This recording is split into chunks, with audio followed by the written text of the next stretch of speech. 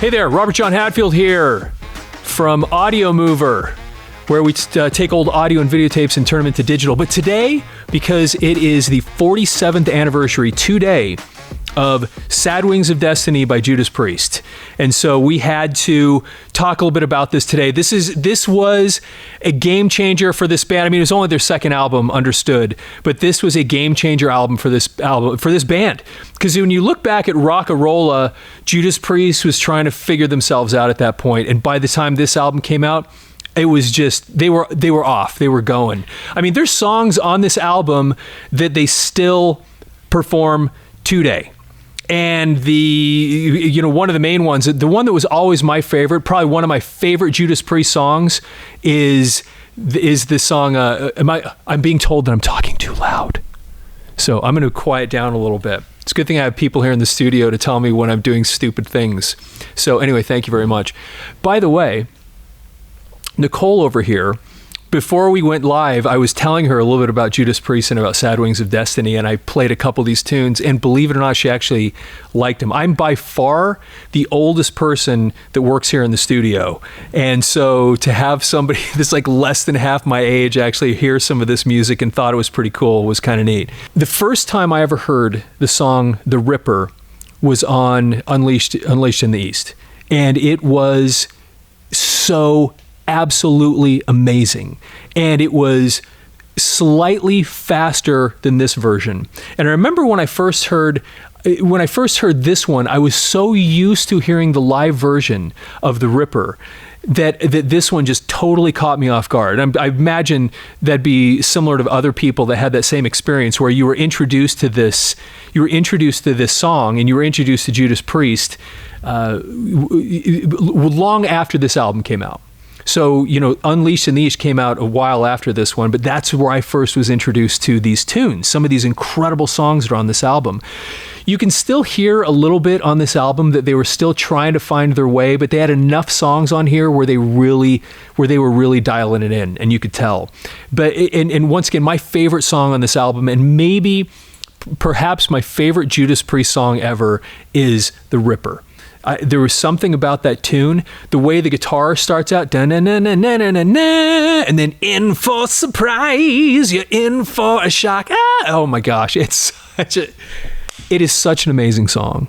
So anyway, if you haven't busted this one out in a while, this is worth breaking out. So anyway, the reason we're talking about this today was this is the 47th. Can you believe that? 47th anniversary since this album came out. Just crazy thinking about that this stuff has been out for that long. And at the time, think about the other stuff that was popular at the time. This was 1976, if I'm not mistaken, the year that this came out. And so in 1976, think about the other things that were going on at the time, especially from a hard rock standpoint. What's that? We can't see the full title. Oh, they can't see the full title of there we go. So this is Sad Wings of Destiny by Judas Priest. And so, keep in mind, when this came out in 1976, the other stuff that was happening at the time, I mean, disco was really coming in at that point. And I think it was right around the same time, speaking of that Sgt. Pepper's Lonely Hearts Club Band movie, not the Beatles. This is where they had all, like Aerosmith did their Come Together. Peter Frampton was actually starring in this thing. I think Elton John was in. Anyway, all these different cover tunes. But that's the stuff that was happening at the time. And then you had this, which was so kind of out there. They were this up and coming heavy metal idea. There were other bands that were doing it, like the Scorpions, where I think In Trance was probably coming out right around this time. And you had so many. You had a lot of these bands that were really trying to experiment with this heavier sound. And of course, Led Zeppelin had been out and had reached legend status by the time this was out. But there were so many different bands that were picking up on this heavy metal idea and expanding on it and building on it. And that's really what this was. And you could tell that Judas Priest was getting their footing in heavy metal at that point. And especially that song that I was talking about a second ago, The Ripper. the gung gung gung gung gung gung gung gung gung gung gung, which would that just steady, heavy guitar rhythmic thing that would go on became such a standard with heavy metal basically ever since then. I mean, how many heavy metal bands have had that same gung gung gung gung gung gung gung thing that took place? I mean, it's really, really incredible. Hey, can you help me monitor whatever comments are coming in? I see a lot of people joining, but it tells me to swipe to see comments, and I'm like, I'm too. Yeah, and please, you know what I want to hear? If you've listened to this album, like, what's your favorite track? Because to me, it's The Ripper. To me, The Ripper is like one of the greatest songs that they ever did. But I mean, this one, of course, had Victim of Changes on it, which, if I'm not mistaken, I'm sure they still, from last time I heard, they were still playing that song in concert. And I mean, Victim of Changes, oh my gosh, what a great song that was. It's become a real anthem for Judas Priest. And you know the other thing that this album showed off that was a little bit kind of unique from a heavy metal standpoint is that Rob Halford, Rob Halford was not only great at like screaming the really high pitched stuff, kind of like the Ian Gillan sound, but he had really a beautiful singing voice. I mean, he just had there's just something that was just beautiful about the way his voice, the way he resonated. And this album strangely features that. I mean, there's some songs on this album where he really does back it off. And he sings, and he has this really kind of mellow, and Victim of Changes is one of them. You know, you get into that thing, and it's this kind of beautiful tune. And anyway, for a lot of people, that right there is a classic Judas Priest tune. And a matter of fact, so classic, here they are. Think about that. They put this out in 1976. And some of the music is so good that they're still playing it in concert today. It's amazing to think about the fact that you've had songs that were put out then, and they have this massive library since then. There's so many different things that they put out over the years, you know, and they just progressed and changed. And you know, I mean, it was years later when they moved into. I mean, actually, let me flip it over, because this is not only is this a great album cover, this actually might be my favorite Judas Priest album cover too. I love this painting so much. And this was before they came up with that, you know, kind of what became their standard logo. But they did have, around this character's neck, they had the Judas Priest, the icon, the symbol that they still use. But I loved this album cover so much. It just, and especially the title, Sad Wings of Destiny. And then you hear the song like Victim of Changes, and the whole thing came together. Like, they really, really had the great album, great cover art. You're exactly right about that. And you know, that was such an important thing about records, because think about this, you know, you would take a record home, and when you're listening to it, the cover and the music almost had to connect. You needed, when you could hear that music and feel the cover, you know, look at that thing and you could get that connection, man. That you had it, and these guys nailed it with this album. That was one of the things that was so great about this. Covers on the album itself. Let's see here. I have it where the cover, you have like a picture disc, it sounds like. Yeah, because a lot of then bands would put out picture discs where you would have the actual cover of the album on the album. So that's super cool. I definitely don't have that. You can, let's see here. Yes, yeah, exactly. Cool. That's awesome. I have one Judas Priest picture disc, but it was kind of an oddball thing. I have a video, I think, on YouTube about this, but it was actually, they took the Screaming for Vengeance cover, they did a picture disc, and then made a best of album.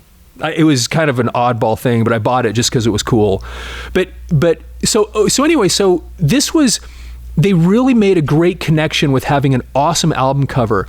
And some of the Judas Priest covers that came after this, for a while, I didn't care much for. You know, they didn't quite live up to this, but this one was so fantastic.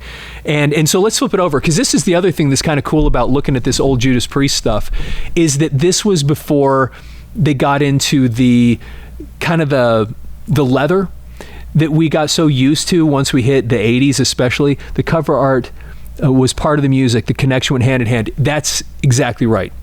the cover art and the music, when those two things work together, it was the best. Because think about it, you'd go to the record store, you'd buy the record, and there's this whole experience that went with it, right? I mean, you would actually go to the record store, you'd spend some money, you'd bring it back home, and then you're having this whole tactile experience with it. You're taking the shrink wrap off, you're touching it, you when you take the shrink wrap off, you're smelling it. I mean, all your senses are involved with this. You haven't even listened to it yet, and then you put that album on, and then when that song, and then what do? Well, you sit here and stare at this stuff, and a cover like this, with all not only was the image cool, but look at all the colors. They put so many different colors in this cover to kind of give it just had this beauty to it. It was really amazing. Might still be my favorite Judas Priest cover of all time. But then, like I was saying a second ago, what was really cool about this was not only did they still have their old logo, this was before the kind of standard Judas Priest logo, and I think if you can, I'm not sure you can see it very well, but you can see right there, you'll see that he has the symbol. That's the symbol that we're all kind of familiar with, that kind of became the standard thing. Let's see here. Yep, straight up, great metal, no gimmicks. Yes, that's exactly right. Let's see. Yeah, this was great metal, no gimmicks. This was, everything about this was just, it was just awesome.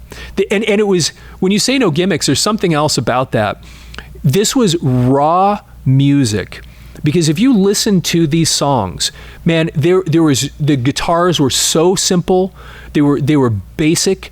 Rob Halford, I mean, through most of this album, I can't even hear any reverb on his voice. He is just singing, and it's this pure, raw music. It's so awesome. And then what I was going to say about this is this was prior to what we got used to later in the career, when they started wearing leather and studs, and you remember what I'm talking about. You start getting especially into the, once they're into that British Steel era, the Point of Entry, and then Screaming for Vengeance. I mean, they were full on at that point. They all had kind of almost like a uniform, and you remember where you'd really see this. It was, go back and watch the footage on the US Festival.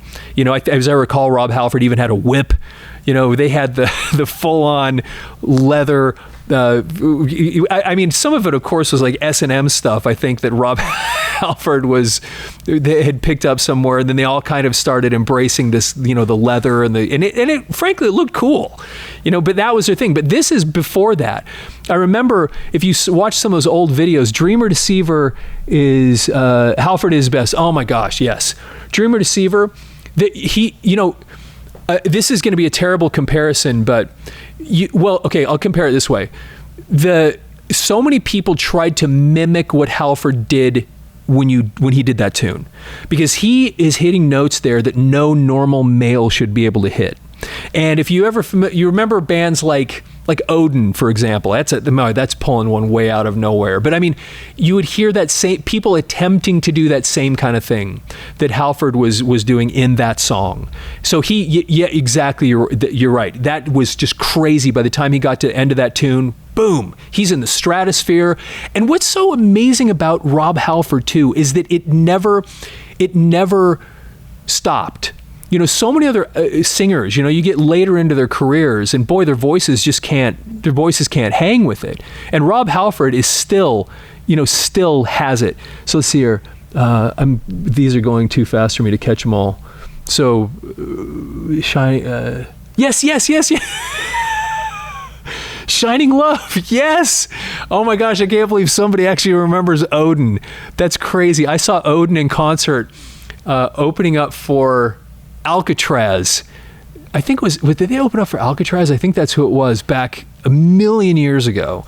And yeah, they were kind of in and out so fast. Odin, I've got their album in the other room, white vinyl. But yes, you know what I'm talking about. Singer for Odin was almost trying to recreate that Rob Halford, that's really, really high-pitched thing that they did. So, and the lyrics on some of the album sleeves, you could sing along with the album. Great times. Oh yeah, that's the truth. So many bands. I don't know that I have the original one here, because the inner sleeve on this one is not impressive. I'm not sure if there was more to it when it first came out, but Let's see, Malice is another great sounding, is a great sounding Priest ripoff. You know, the truth is, okay.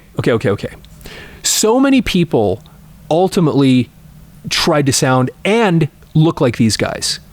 They became, there were so many people that really influenced this type of music back then, but you can't deny the influence that Judas Priest had. I mean, to everybody, you know, even though other stuff that was happening around this time, of course you had Scorpions were coming in, Zeppelin was well established, Black Sabbath was well established, Scorpions were from Germany though, but I mean, so you had all these British bands that were really, but Judas Priest, I mean, think how many bands throughout the 80s not just tried to sound like Rob Halford, but tried to look, not the hair necessarily, but the way they dressed. Judas Priest had such a massive impact on the culture of heavy metal, not just the sound. And this was, I was bringing this up because this was one of those things that, Diamond Head, I love Diamond Head. Matter of fact, they were one of the most unsung, influential heavy metal bands ever, perhaps. Because you remember when they did the concert with the Big Four? What was the song that they all came out and played together? Because they were all Diamond Head fans, was Am I Evil? And once again, and you know, how many people even know about Diamond Head anymore? I mean, except for those of us that know about it. But I mean, they're kind of lost to history where everybody knows who Metallica is. But those guys, Diamond Head, influenced all of them. And these guys had that same kind of impact, although Judas Priest is still around. Let's see, I don't see how possible to like metal without liking Priest. Yeah, and it's part of the, you know, Rob Halford got the title Metal God, which we of course take from British Steel, but there's a reason for that. Because that really was kind of the foundation of metal. Yeah, I mean, you know, a lot of people say, well, the foundation of metal was Black Sabbath and their first album. And it's hard, it's hard to argue with that. But it by the time it got to this, it was transforming and it was becoming what metal would become through the rest of, you know, once we got into the 80s and beyond. I mean, this stuff was amazing. So, but here I keep trying to talk about this, but I mean, look at KK Downing. You know, you'd see him back then, and he had this hat on, and none of them wore the leather and the studs or anything. They were, and you can see this in this image. They looked very, very different back then. And amazingly enough, Judas Priest, that became part of their thing. Yes, the metal studs, the collars, the rings. A lot of bands like to imitate them. Right, exactly. And they really were, as far as I can tell, they were really the first ones that made that happen, because they go all the way back. Like I said, I mean, you were seeing that stuff on British Steel, and they may have even been doing some of that before, because if you look at the cover of, oh my gosh, I'm feeling so stupid that I'm just, the album that has there's two different covers for the album, and now I'm feeling really stupid because it's the one where he comes out on the Harley, and I should be able to throw this off the tip of my tongue. Anyway, you could even see that in the album cover, that they were starting to move into that kind of a look. So let's see here. Wrote columns for Kerrang. I wrote columns for Kerrang Metal Forces. Wow, that's pretty cool. Kerrang, boy, how many people remember Kerrang magazine? That was you. So what did you have back then? Hit Parader, Kerrang, Circus. You know, how many copies of those things did I buy back then?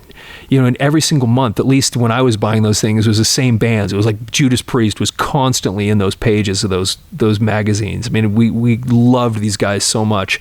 Anyway, we got a couple people that talked about that, but on this album, what was the one you liked? You know, for me, the greatest song, one of Judas Priest's greatest songs, if not the greatest for me personally, was on this album. But I didn't originally hear it on this album. It was on Unleashed in the East, and it was The Ripper.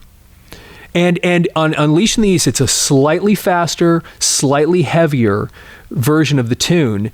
And that's the only one I'd heard for a long, long time. And then as I got older and I, you know, started buying more and more Judas Priest, I mean, think about this. How old was I at the time when some of these things, I mean, when this came out, I was 5, you know, something like that. But when we started going, you know, we started getting into Judas Priest and we were teenagers and we started going back and finding these old albums, you know, I was already loved the song The Ripper. So when I finally heard it on here, you know, probably 10 years after this album came out, it was, whoa, what is this?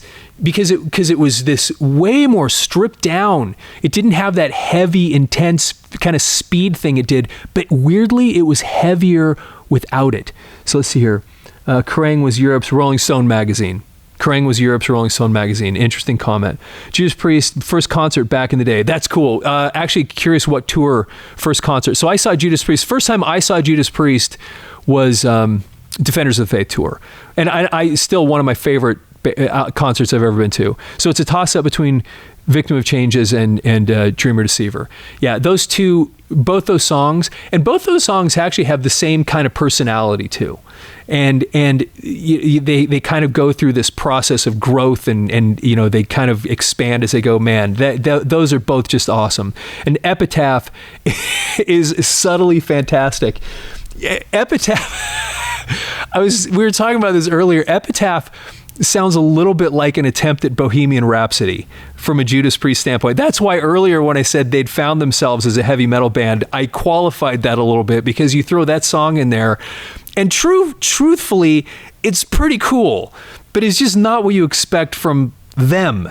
It was just a little bit out there from a Judas Priest standpoint, but whatever.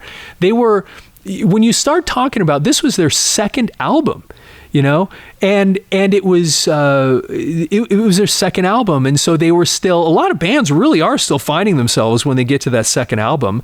And it isn't until their third and their fourth when they've really, really kind of in their stride. But these guys were putting songs out at this point that would stick, like I said earlier, that would stay through their entire career. They're, as far as I know, and I haven't seen them in a long time, but I think they still play The Ripper. I think they still play Victim of Changes. And think about how far back in their library they go to play those tunes. And it just shows that they had found themselves so well early on with this music. And it was such a cool thing, because when you had an album like this, so think about this. One of the great things about listening to records, and back before we just would listen to one song, which is what people do today. I'm going to start sounding like an old man right about now. But part of the beauty of an album like this was that you would take the album home and you'd listen to the whole thing. You'd put the song on, you'd let it play, and then the next song would come on, and the whole time you're looking at the artwork, you're thinking about it, you're not distracted by a phone, you're not you might be doing your homework or something, but you're actually listening and engaging with the music. And like a concert, a band, when they would put these tracks on an album, they wanted to take you on a journey. And a lot of times, and this is an example of it, they'd start an album off and it would have some rock and stuff, and then they'd back it off a little bit and give you a little bit of breathing room, and then they'd move it up, or then they'd change it up a little bit, and you'd get in, think about, oh my gosh, I can't think of the name of it, but it's Black Sabbath, Mob Rules, second song on the second side. I think it's the second song. It's kind of an oddball tune, and you see why they put it on the second side. You're going through this journey, and then they want to change it up a little bit in there while you're listening to this album. And it was kind of okay, to throw some things in there that were a little bit odd, and then but it's all part of the experience. And you might hate it. And it was okay. You'd listen to this album and you're having this experience with this record, and every once in a while there's a tune on there that just stinks. But the band was trying to take you on a journey and give you something a little bit different. The beauty of bands like this, though, was that the majority of the music on the album was awesome. It wasn't like a lot of bands where you hear a great song and then you go buy the album and there's that one song and that was the only thing worth listening to. These guys were never like that. You'd get the album maybe for one song that you liked, but then you listen. I mean, think about so many people that would get turned on by You Got Another Thing Coming. Oh, so Victim of Changes is always on my playlist. Yeah, that's smart. I totally get that. Seeing them with Queensryche about 2 years ago, they played lots of goodies like Exciter. That's cool. Saw them with Queensryche. Now, Queensryche at that point didn't have Jeff Tate. I mean, Jeff Tate had been gone for a long time, but Queensryche, I mean, they were, matter of fact, the first time I saw Queensryche was on the Empire tour, and I thought they were amazing. I always thought it was kind of like nerd metal, but they were so put together. As a matter of fact, that's one of the things I loved about Judas. Okay, don't forget Canada Metal. I had columns in Meat Mag. I don't know anything about that. Bands like Pile Driver and Anvil. How interesting. Yeah, I mean, I've never heard of Meat Mag. That's really interesting. But yeah, those were, especially Anvil. That's funny. They had kind of a resurgence a few years back. That movie Anvil, the story of Anvil. Have you ever heard of that, Nicole? Have you ever heard of Anvil? Do you even know? So here's a question. I've got this young lady that works here in the studio that's helping me today with this. Do you know who Judas Priest is? Had you ever heard of them before this moment? Okay, I'm not surprised. She hadn't heard of him. Don't hold it against her. She's a young kid, and so that's not surprising. So, World Vengeance tour, Scream for Vengeance. So I didn't see them till the next tour, but still to this day, my favorite overall album from Judas Priest is Screaming for Vengeance. That album, start to finish, 100%, everything on there, in my opinion, is top shelf. Period. Every song, 100% love it. Matter of fact, my least favorite song on Screaming for Vengeance is You Got Another Thing Coming, which was their hit. I think everything else is even superior to that one. That was such a great album, and I would have loved to have seen them on that tour, but sadly I didn't see them the first time I saw them was the tour after that. Seen them in early 2000 with Queensryche also, with Jeff Tate. Cool. That was a great show. Yeah, Jeff... So Jeff Tate is one of the most interesting frontmen that I'd ever seen in concert. There was something about that dude that he was just interesting. He had this really cool charisma. He had obviously a crazy cool voice. But yeah, there was something about, I love Jeff Tate. And it's hard for me and I haven't seen Queensryche without him. I saw Queensryche though several times. The last time I saw him was... it's been a long time, but I did see him several times. The last time I saw him was opening up for Dream Theater. This was actually quite a while ago, but they were still awesome. You know, this was after they were at their peak. And so I've always really loved Queensryche. Let's see here. I agree, but you're holding my favorite album. Right. Okay. Yeah. This is for a lot of people, Turbo was your first Priest concert. This makes me kind of unpopular with some people. I don't know why. I love Turbo. That song, I remember when it came out, because I was really into Priest at the time, and there were a lot of people like, hey, synthesized guitars, this is not cool, this is not metal. And I go, I don't know, man, I love it. I actually dig what they were doing. And I think it was in Halford's book, he talked about that, how people had responded to that album. And he actually made this comment like, all KK and Glenn were doing was just, they had new toys and they were just playing with them. They weren't trying to do anything other than just make cool sounds. And they had these new guitar synthesizers and they were just experimenting. And the song Turbo Lover, I love that song. I know that makes me unpopular with some purist Judas Priest fans. I still like it. Matter of fact, when I bought that album, I remember listening to it because it was, if you read the back of the album, it actually says that it was completely recorded digitally. So it was one of the early albums, as far as digital recording goes, to be recorded digitally was Judas Priest's Turbo album. And I remember listening to it because I had it on vinyl. Turbo is great. Thank you. So, because I had it on vinyl and I remember putting it on and it was just so crisp. And I'm listening to Halford's voice especially, and there wasn't a lot of effect on it. It was just pure Rob Halford. And he is one of those guys that just has that voice, and it's so excellent. And he still has it. I mean, I watch, just because we have YouTube, I'll pull up Priest, videos these days, things that he's done in the last few years. And I'm just blown away that the guy still has this just incredible, and there's not a lot of bands that had that. I mean, somebody else that seemed to get better as he aged was Dio. I mean, if you ever see this stuff, I want to say it was in Radio City Music Hall, 2007-ish, somewhere around there. Okay, Patrick Woodruff artwork. You're throwing something out. I actually hadn't even realized the name of the person. This artwork is absolutely unbelievable what they did on this album. So what I was saying is that if you want to hear somebody with a voice that aged incredibly well, it was Ronnie James Dio. You go listen to him when he was doing the Heaven and Hell stuff in 2007. There's a bunch of footage where you can watch him doing this stuff live, and you watch him doing Mob Rules. I think it's at Radio City Music Hall. At the beginning of it, come on, when he does that at the beginning of Mob Rules. How in the heck a human being makes the sound he made with his voice in that song just blows my mind.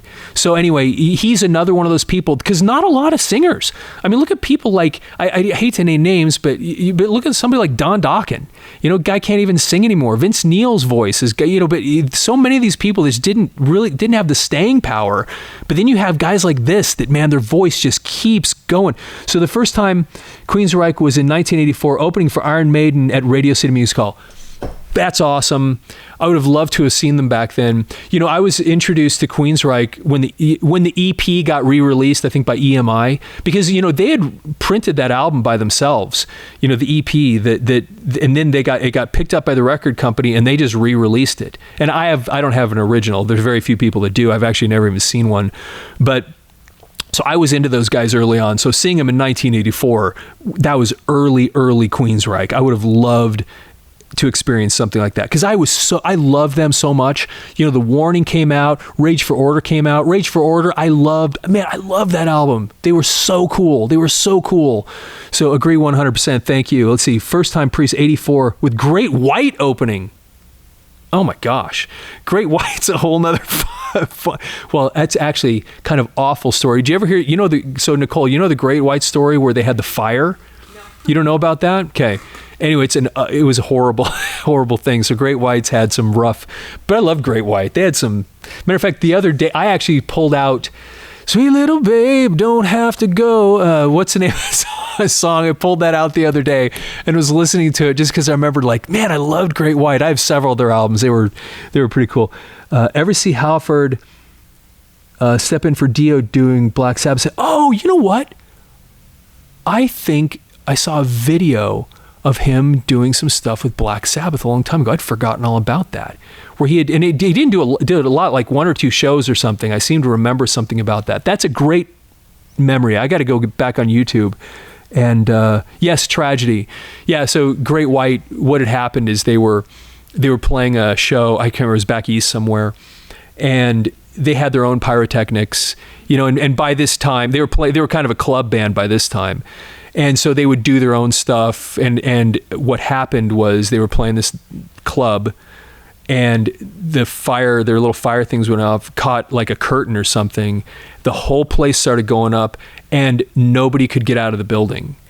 So, I mean, there were like a ton of people burned. I mean, it was really awful. It's a downer in the middle of this wonderful TikTok live, but yeah, it was an awful thing. This happened it was a long time ago though. I mean, we're talking now about 20 plus years ago that happened. Yeah, it was pretty ugly.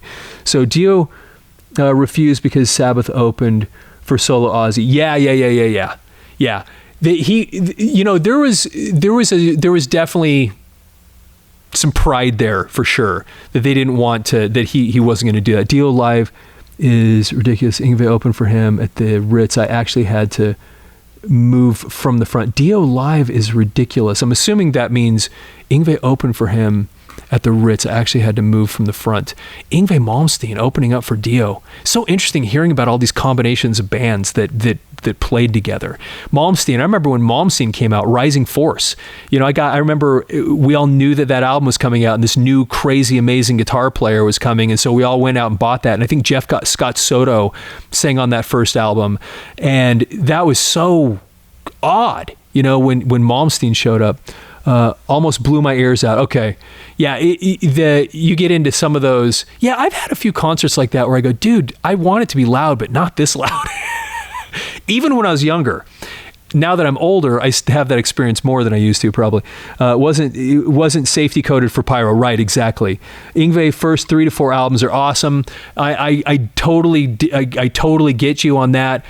You especially, yeah, like I said, I think Scott Soto did he sing on, I think I've got almost all of his stuff, at least from the 80s in the record collection. And Malmsteen was just he was just really one of a kind, interesting guy, really amazing, kind of changed a lot. My guitar teacher at the time, that's all he could ever talk about. Saw Great White, opened for Alice Cooper years in Toronto. That's cool. Jeff is a buddy of mine, really good guy. Cool.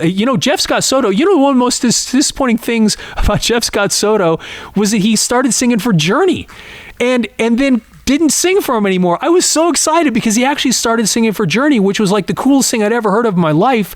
And then he never even made it onto an album. And I haven't liked Journey since Steve Perry left. And then to have Jeff Scott Soto, all of a sudden I'm like, oh, I think I could like him again. And then, he was in there for a little bit and then gone. So whatever. Saw Dio Sacred Heart tour. Yeah. So that was Sacred Heart his fourth or third studio. I've got them all in the other room and I get Sacred Heart and the other. Anyway, I've got them in the other room. That's cool. Sacred Heart tour. Let's see here. Jeff plays with my good friend Ron Sons of. Okay, I didn't know that. That's really cool. I got to look that up. Jeff Scott Soto's voice. A lot of people don't know. So here's some little trivia for you, Nicole. You ever see the movie Rockstar? Stand up and shout. Anyway, okay, you got to see the movie. Jeff Scott Soto, who we're talking about, actually does one of the songs, actually sings it. So it's Mark Wahlberg that plays the rock star, but he's not singing it. They actually have a guy named Jeff Scott Soto sings one of the songs in there. So just plays good friend. Yeah. So what was the worst show you've ever been to? That's actually a really interesting question, because there were a lot of shows that, look, I got to be honest with you. I don't know how many people, I've said this in other videos before, and few people relate to me. Most of the time, concerts bore me. I get about 15 minutes into it and I'm ready to go. And the only reason I stick around is because either I came to see the opening band or the whatever, or the person I'm with wants to stay. But my ideal great concert would be the band comes out, plays the 3-4 best songs they have, like do everything, all the pyro, all the stuff, lay it on me, and then we can both get out of here. And that sounds awful, doesn't it? I get so bored in concerts so frequently. I've seen so many. But some of the who has been truly awful. I can tell you who was the most amazing things. One that was really I actually mentioned this guy earlier. Let's see, Great White Fire.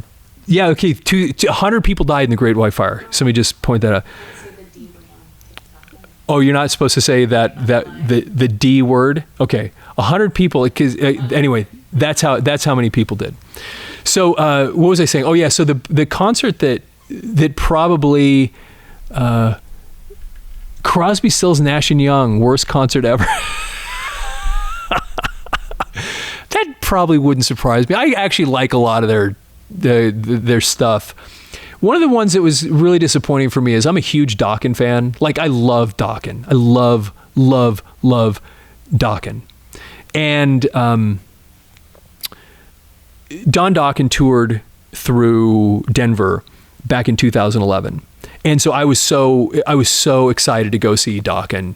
And so anyway, I go to this concert, and Jeff Pilson's no longer playing with him. George Lynch is no longer playing with him. So you just have Don Dokken and Mick Brown, and then a couple other dudes that did not look like they belonged in the band. And Don by that point was losing his voice. And I hate to say this, but this is important when you're talking about your image. Don had put on a bunch of weight.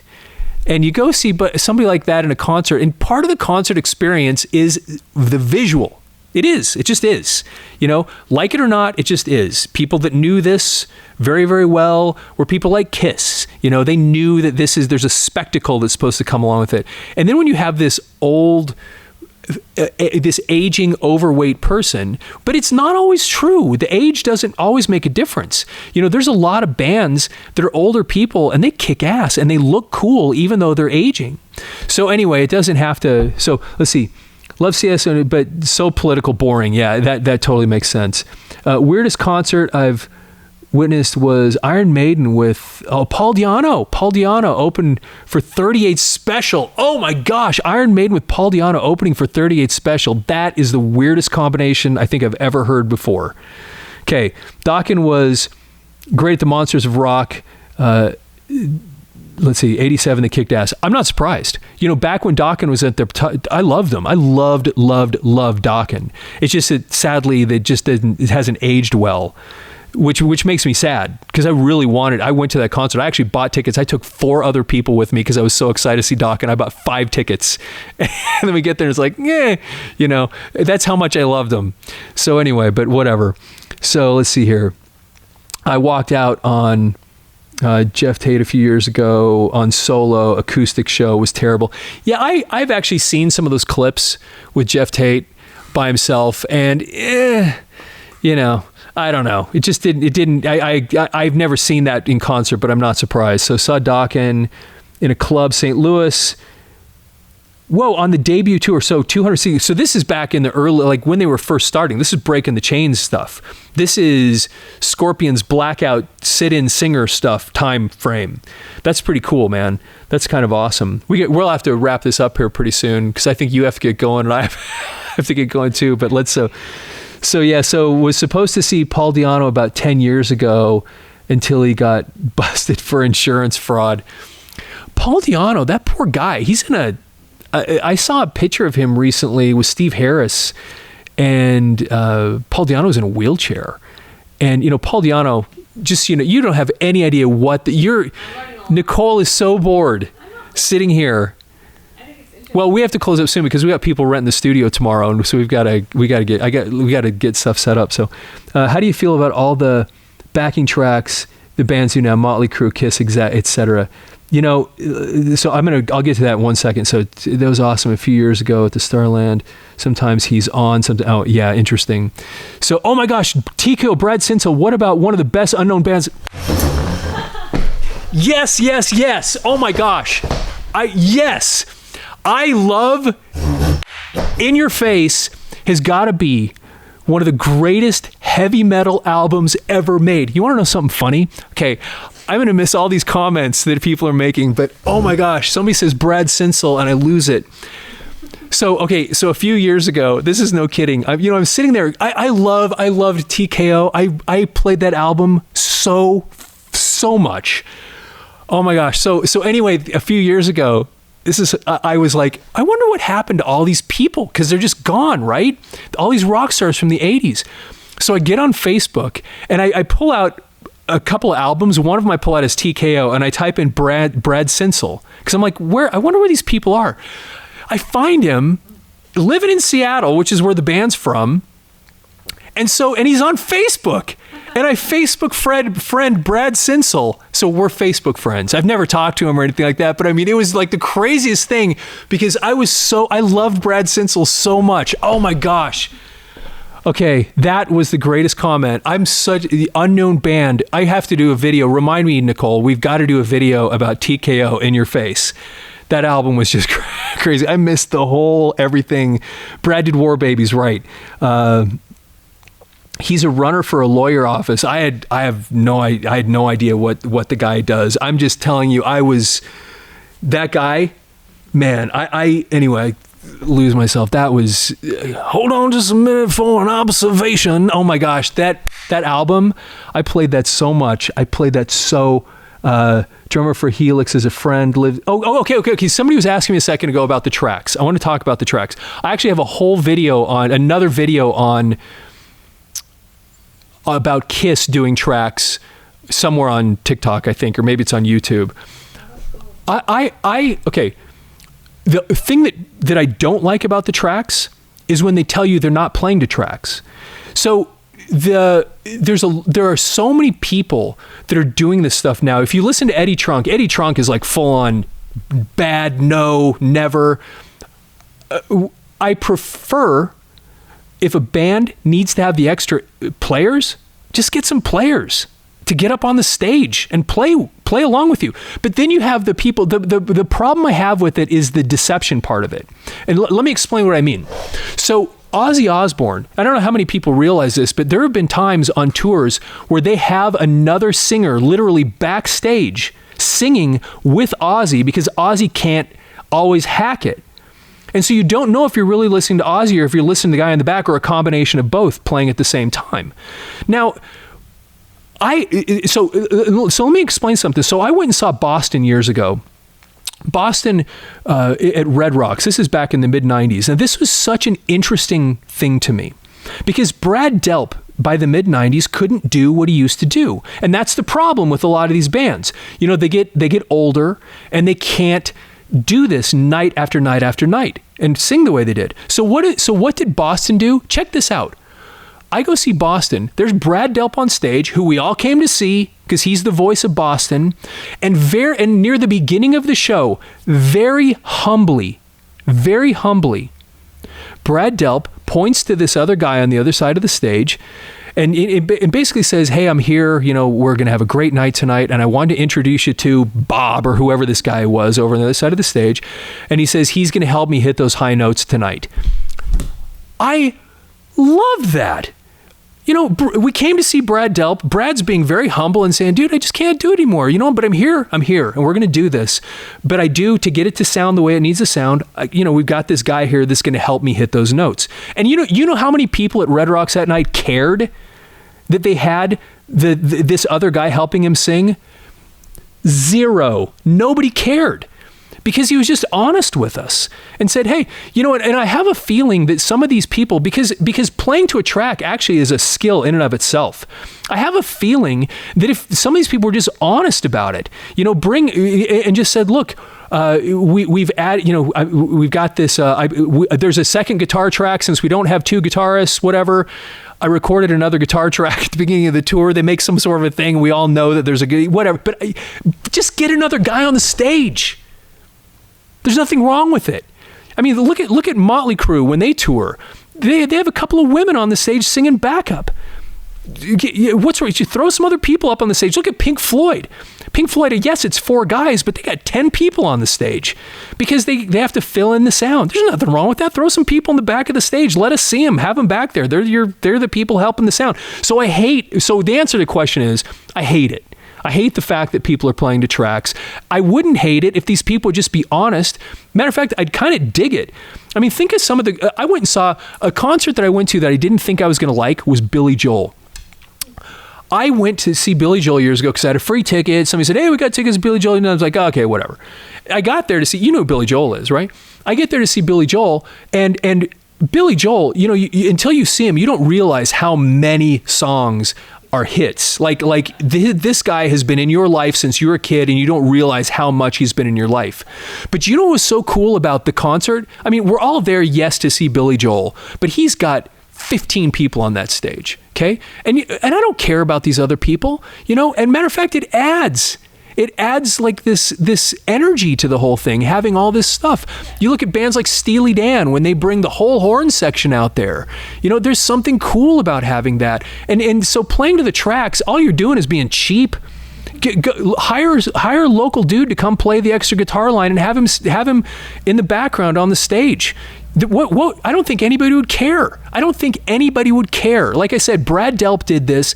Instead of singing to a track and trying to fake everybody out, he actually had a dude on the stage with him and the guy, and it made the thing great. And we all were like it felt like a family that night, you know, because he's like being honest with us about this whole thing. Like, I can't sing the way I used to, so I got Bob. But you know, and he would actually sometimes during the show, he'd be trying to sing and he'd point over to the guy, and it was charming. Dare I say, it was kind of charming. It was kind of cool. Anyway, I've missed everybody's comments. Tommy was caught using drum tracks. That's Tommy. I mean, come on, drum tracks. See, that's when you're getting like over the top ridiculous at that point. Can I scroll back up and see them? So Billy is touring with Steve Height Billy is touring with Stevie right now. You know what? I think I'm missing half these conversations, and I have no idea what everybody's talking about. We'll go through a few more of these, and then we'll have to wrap this up here pretty soon, Nicole. I know you need to get out of here, and so do I. Jeff Tate, we talked about that one a minute ago. TKO, man, I love the fact that somebody mentioned TKO. That just makes my freaking day. That's the greatest thing ever. Favorite concert was Worldwide Live. Oh, wow, with Bon Jovi. Yeah, Worldwide Live. Didn't that? Yeah, I think I've got that in the other room. Brad, did War Babies talked about that? Because Worldwide Live, I've got cobwebs now. Wasn't Worldwide Live, was that the Scorpions live album, or was that the Judas Priest? Because I've got all those in the other room. Sometimes if I don't go back and look at things, I've got cobwebs, and it's like trying to remember these little details. Let's see. This is a good back and forth. Oh, thank you very much. Thanks for coming in and commenting. I really appreciate it. Fritz Jordan for Helix Friend talked about that content. Great. Oh, my. They're commenting about my mic being too hot, probably because I'm screaming a little bit. So Helix, yes, I actually have several Helix albums. Speaking of Facebook, Helix, I'm Facebook friends with somebody in Helix too. Because all these guys, man, what happened? They're just these old dudes, like, older than me in many cases, and they're on Facebook, and they're just, some of these people are just normal people now. We were recording Brad and Brian doing I Want to Fight. Oh my gosh, and was trying to license it to UFC. I want to fight, don't want to talk about it. Oh man, that was so awesome. I love that stuff so much. Anyway, there's so many great comments here. That was cool of Delp. Yeah, exactly. Totally get that. My eyes are so blurry. I'm having such a hard time seeing these on this small screen. Next time we do this, Nicole, we got to get a bigger thing for me to be able to read this. Tommy Lee, yeah. Saw B-52's opening for Alice Cooper. That's best opening band ever. I don't doubt that. at all. B-52s are freaking fun. They're a crazy fun band. Billy is touring with Steve right now. I'm not sure who we're are we talking about Billy Idol, maybe? Because if that's the case, I met he was in concert in Las Vegas not that long ago. And it could be Billy Idol and Steve Stevens. I'm not sure who we were talking about there, but I love Billy Idol. I've got a whole video about him. Comments would be, I don't know, Killer. Okay, the Killer Dwarfs. Yep. Brian loves it. Let's see, Unlimited. That's awesome.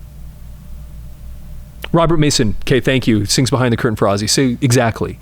There's nothing wrong. I thought that was so cool, doing something like that. Get the people on the stage and let them be, and there you go.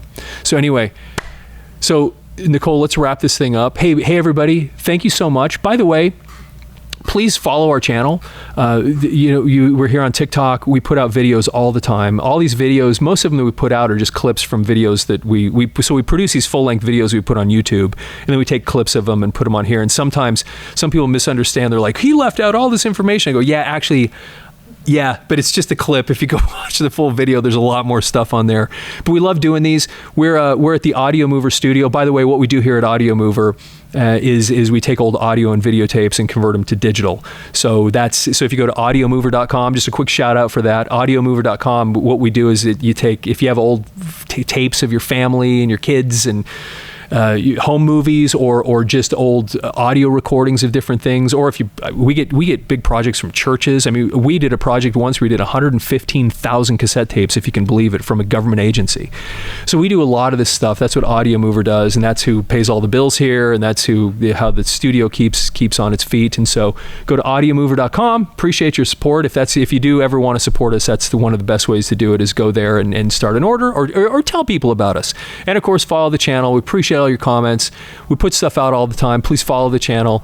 And with that, thank you again. Thank you very much. Once again, Judas Priest, thanks for talking about Priest with me today and all these other cool, awesome metal things.